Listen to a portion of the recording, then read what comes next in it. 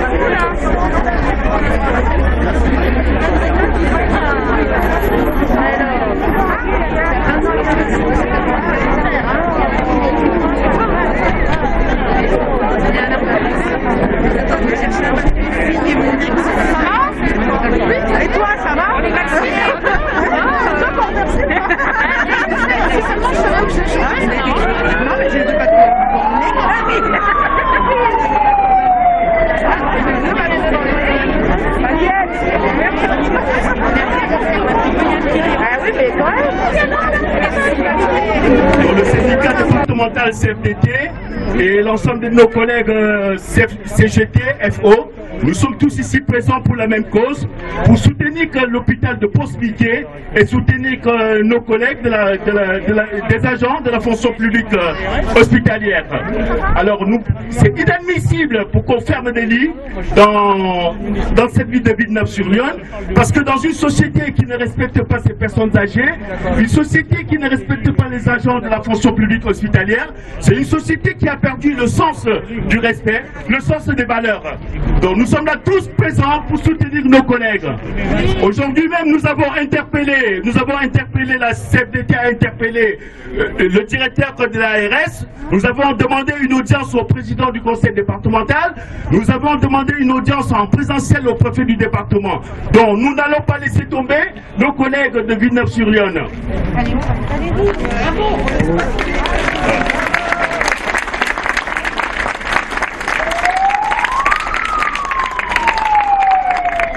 Laura, comment votre nom est Nicolas Sylvestre Diabète. Une fermeture de 2 bâtiments sur le site Carnot. Et ce n'est plus une menace, mais la triste réalité, puisque les transferts de résidents ont déjà commencé depuis près d'une semaine. 10 résidents sont déjà partis.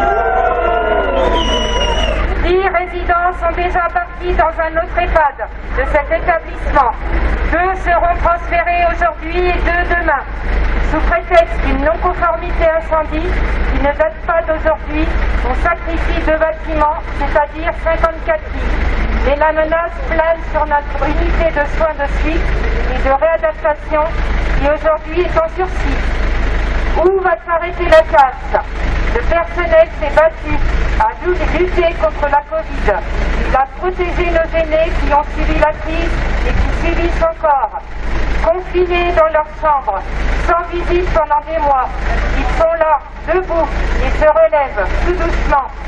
Lorsque brutalement on bouleverse leur quotidien en les transférant dans des lieux inconnus pour eux, et voilà encore au cœur d'une tempête alors qu'ils n'ont rien demandé. L'ARS et le conseil départemental peuvent-ils se regarder dans un miroir, car conjointement ils ordonnent la fermeture, point barre. Ils se moquent des conséquences dramatiques que cela peut entraîner, puisque nos bâtiments ne sont plus aux normes, et cela depuis des années, puisqu'il faut diversifier l'offre de soins. Donnez-nous de l'argent, messieurs, mais ne traitez pas nos aînés comme de vulgaires marchandises, que l'on déplace dans chaque coin. Alors, cette casse va avoir un double impact.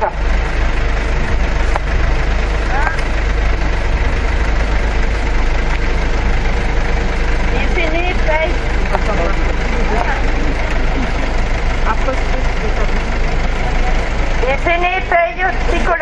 également le prix fort ainsi que leurs proches qui s'interrogent sur leur devenir. Les agents vont être privés de leur emploi. À l'heure où je vous parle, ils sont 132 à être menacés. Parmi eux, 30 vont perdre leur emploi pour le moment. Mais le bilan n'est pas définitif.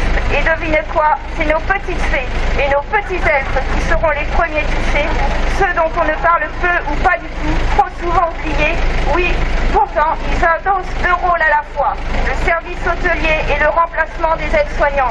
Oui, messieurs, dames, je parle des ASH, mais également du service restauration, le portage des repas à domicile, nos agents de blanchisserie, nos agents administratifs. Aujourd'hui, ne les oubliez pas. Applaudissez-les, ils font un travail exemplaire.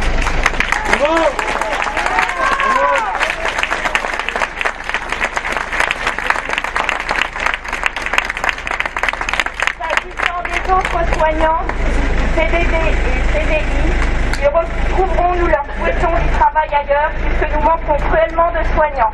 Il n'empêche que leur choix est de travailler à Villeneuve-sur-Yonne car c'est leur ville. Cet hôpital est plus qu'un lieu de travail, c'est une grande famille. Cet hôpital a toute sa place ici. Là où la demande est forte, là où le prix de journée est abordable, pour une population qui n'a pas les moyens de s'offrir une chambre à 3 000 €. Battons-nous pour notre hôpital qui reste verdure. Battons-nous pour avoir les fonds nécessaires à la rénovation ou la reconstruction. Battons-nous pour ne pas voir le ciel s'assombrir. Luttons aujourd'hui, demain et toujours. Merci à tous.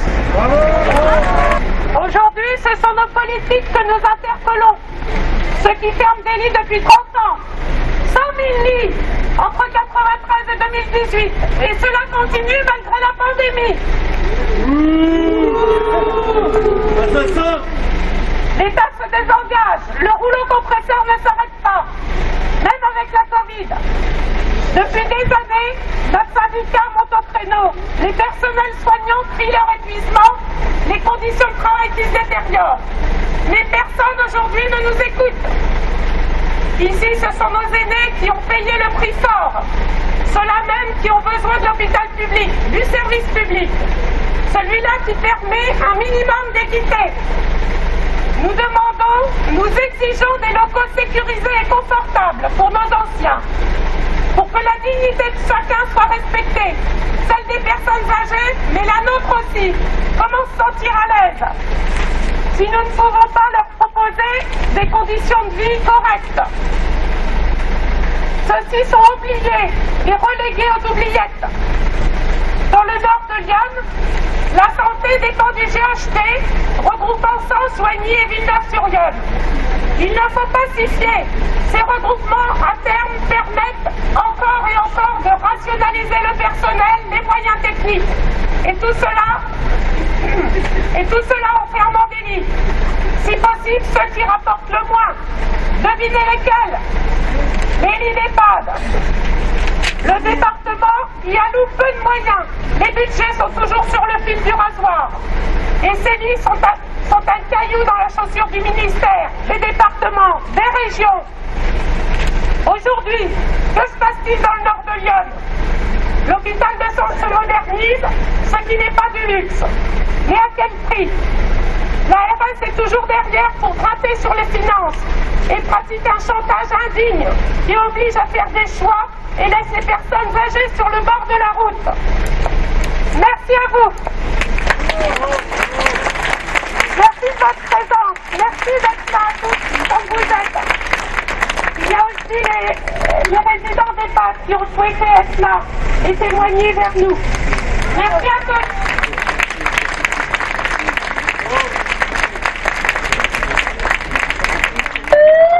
5 ans et demi en EHPAD, avec des coûts beaucoup plus importants encore que ceux qu'il y a ici. Donc je vous félicite déjà, vous les aides-soignantes, les infirmières qui participez à... Et les ASH. Et les ASH.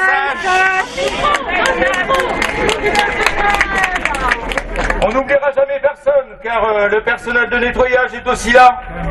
Comme vous l'aviez dit tout à l'heure, c'est du personnel sans qui rien ne se ferait.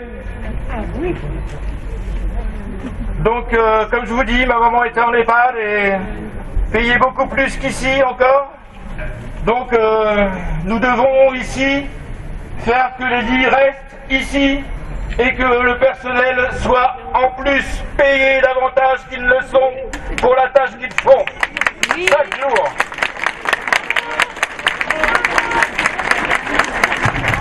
Une absence de santé peut avoir des conséquences importantes pour les personnes, mais également pour l'économie. Nous pensons que vouloir supprimer un tel établissement est un scandale que nous ne pouvons pas accepter. Et nous ferons tout avec l'ensemble des acteurs, organisations syndicales, représentants du personnel, collectivités territoriales. Nous ferons tout pour faire en sorte que cet établissement puisse continuer à vivre. Parce que pour nous, c'est un engagement à la fois de service public, un engagement de service public pour la santé, mais c'est aussi un devoir que l'on doit aux anciens. Et quand une société oublie qu'elle a des devoirs vis-à-vis de ses anciens, c'est une société qui commence à perdre de ses valeurs avec toutes les conséquences que cela implique. Donc vous pouvez compter sur la participation et l'implication du conseil municipal de Villeneuve-sur-Yonne. J'étais ce matin avec Madame la maire en vidéoconférence avec l'ARS pour leur dire tout ce qu'on pensait de la façon dont ils prenaient ces décisions par rapport à cet établissement. Mais il faut que vous reteniez une chose. Là où il y a de la vie, là où il y a de la volonté, là où il y a de l'action, rien n'est impossible. Donc je suis convaincu qu'ensemble, au-delà de nos divergences idéologiques, au-delà de nos divergences politiques, si nous savons construire les stratégies de coopération, nous réussirons, non pas pour nous, mais pour Villeneuve, pour les Villeneuviens et les Villeneuviennes, et pour tous les anciens qui méritent que l'on mène cette bataille qui me paraît tout à fait essentielle. Merci et bon courage à tous. De Lyon. Hélas, nous nous trouvons aujourd'hui à Villeneuve-sur-Yonne, après avoir été à Clamecy, après avoir été à Tonnerre, après avoir défendu les personnels de l'hôpital d'Auxerre, et c'est pas fini. Aujourd'hui, on attaque le service public. Jean Drône dit rien et laisse faire. L'ARS exécute les ordres du gouvernement. Tout ça pour une politique libérale qui fait que les services publics, que ce soit l'éducation, que ce soit la santé, sont en grand danger au nom du traité de Maastricht, au nom du pacte de stabilité, au nom de toujours plus de profits pour ceux qui, chaque année, touchent des dividendes, gagnent des milliards. Et nous, ici, on nous fait disparaître ce qui est l'essentiel de la vie, la santé avec l'éducation. Nous sommes donc solidaires et c'est pour cela que nous sommes ici aussi aujourd'hui avec les personnels, bien évidemment, tous les types de personnels qui sont dans cet hôpital que je connais bien pour y avoir fait de la formation il y a déjà très longtemps. Madame Vasseur était alors directrice. Et vous dire s'il y a un moment, tous les personnels de cet hôpital, mais aussi les habitants de Villeneuve, ceux qui sont autour de Villeneuve et qui ont besoin d'autre chose que des EHPAD pour riches à 3 000 € par mois, bien évidemment, qui, dans Lyon, peut se payer cela? Donc il faut défendre les hôpitaux de proximité. Nous continuerons pour notre part à le faire avec vous. J'ai bien entendu effectivement les différents discours. Moi j'ai 64 ans et je trouve quand même qu'il y a eu un tournant extrêmement important qui a été pris et je pense qu'il faut effectivement l'avoir en tête et connaître son histoire. Un tournant qui a été déterminant sous l'ère de Madame Bachelot, qui a quand même accéléré les processus de démantèlement et de suppression des lits et qui surtout, par la tarification à l'activité, a complètement dépouillé les services publics parce qu'on a privilégié uniquement les actes qui rapportent de l'argent. Et les actes qui relèvent de l'humanité et de l'accompagnement humain ne rapportent pas. Donc tout ce qui ne rapporte pas d'argent a été mis à la poubelle. La tarification à l'activité, la T2A, qui existe par Bachelot et qui n'est pas du tout remis en question par les élus actuellement, par la majorité, ils ne remettent pas en cause cette sacrée tarification à l'activité, le cœur du problème est là. Le cœur du problème, c'est qu'il ne faut plus raisonner en termes de rentabilité de l'acte, mais bien en termes de prise en soin des patients. Un deuxième aspect, on peut se demander pourquoi, mais comment se fait-il que les hôpitaux n'aient pas explosé avant ? Parce que la politique des gouvernements successifs, et je trouverais bien que les élus qui sont ici l'entendent, c'est qu'ils ont toujours passé leur temps à diviser les personnels. Une prime de ci, une prime de là, la Ségur l'a donnée à eux, à elles, etc., et pas aux autres. Depuis des années et des années, ils fonctionnent en privilégiant les uns au détriment des autres. Et bien souvent, effectivement, ce sont les aides-soignantes, les ASH, les personnels des services techniques, les personnels des services administratifs qui passent à la trappe. N'oublions pas quand même que nous avons des salaires quasiment les plus bas d'Europe. C'est incroyable. Les petites primes qui ont été, dans le cas de la Ségur, qui ont été octroyées à certains et pas à tous, il faut qu'on demeure, qu'on est toujours dans les salaires les plus bas d'Europe. Bien évidemment qu'on ne va pas attirer les gens avec des salaires les plus bas. Et après quoi? On va fermer les services parce qu'on dit qu'il n'y a pas assez de personnel. Et après quoi? On laisse les hôpitaux se dégrader depuis des années. Et puis à un moment on dit bah oui, l'hôpital, bah voilà, les CHSCT, etc., il est plus conforme, donc on le ferme. Mais ça fait des années qu'on sait que cet hôpital doit être rénové. Et ça fait des années qu'on sait que le but, de toute façon, est de le fermer. Parce que le travail que vous faites, pour eux, c'est un travail qui n'est pas rentable. Et je crois que c'est vraiment là le cœur du problème. Donc moi je suis contente d'avoir entendu tous les appels à la solidarité, parce que l'hôpital c'est un tout. Il faut arrêter d'accepter que l'on segmente une prime de ci et une prime de là. Tous les salaires doivent être revalorisés et il faut refuser ces primes. Il faut refuser ces primes pour exiger que tous les salaires soient revalorisés, qu'ils soient payés à leur juste valeur qui est inestimable. Moi je suis qu'un simple citoyen. Je suis sénonnais, je ne suis pas à Villeneuve, bien que je me sois marié à Villeneuve. Je voudrais simplement apporter mon témoignage. Je fais partie de cette génération qui a été aveugle, qui n'a pas vu et qui a laissé faire cette détérioration de tous les services publics depuis 50 ans. Je m'en excuse pour tous ceux de ma génération. Mais ceci dit, les excuses n'apportent rien. Donc maintenant c'est l'action. Et depuis plusieurs mois, je fais comme d'autres.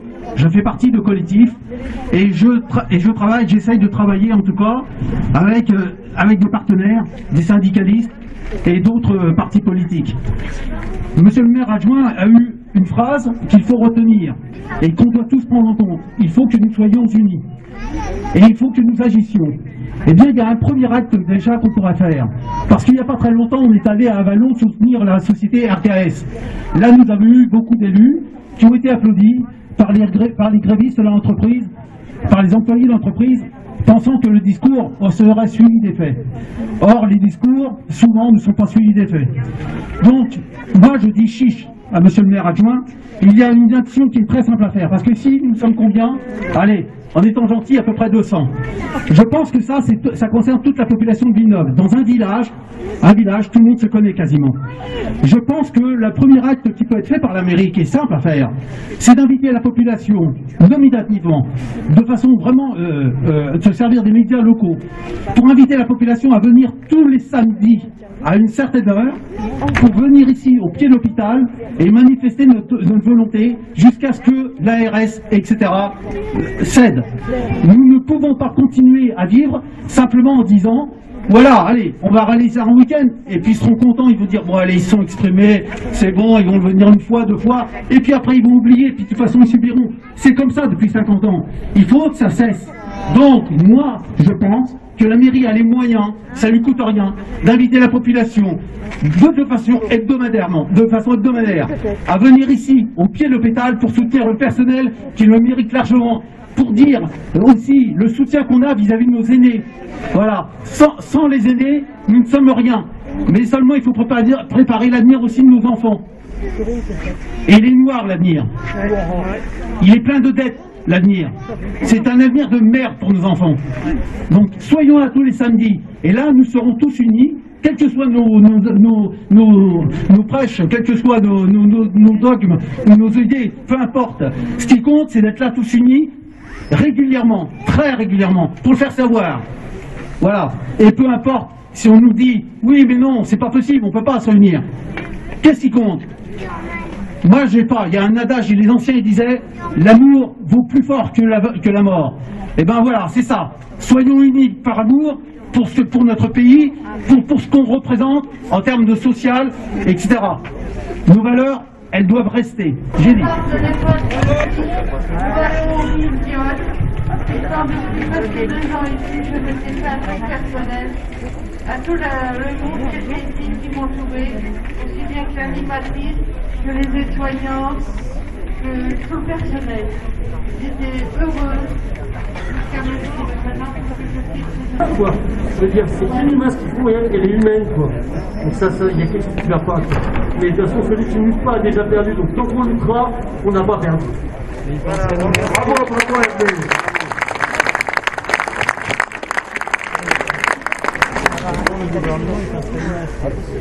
Bah oui, tout le monde fait du travail, que tout le monde se défende pour tout le monde. Voilà, c'est que ça à dire.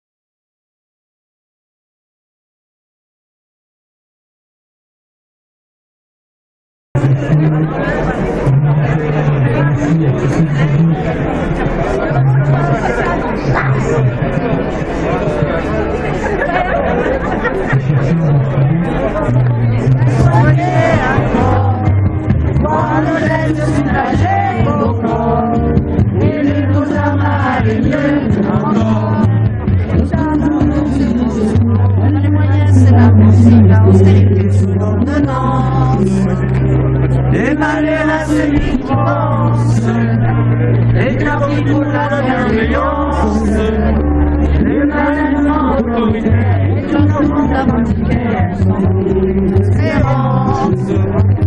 Il faut prendre de la naissance, mais le combat de notre conscience.